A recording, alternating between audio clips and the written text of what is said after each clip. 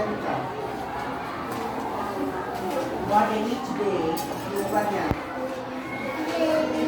Today is Wednesday. Oh very good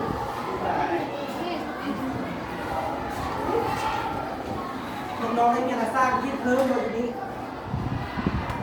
วันนี้เนี่ยถ้าคนแบบ เนี่ยอะไร มาสร้างคิดไอ้เนี่ยเพิ่ม ก็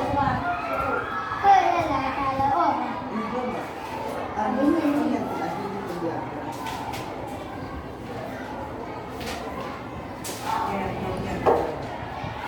จะนับเป็นเนี่ยจากที่เนี่ย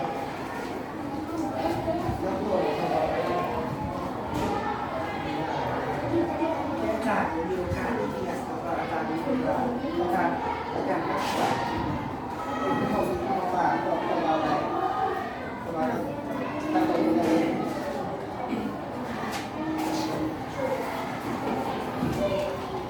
ขอใส่แล้ว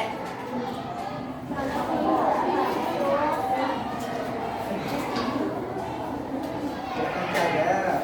เดี๋ยวจะซื้ออ่านพิจารณาคุละสองคำศัพท์ เลย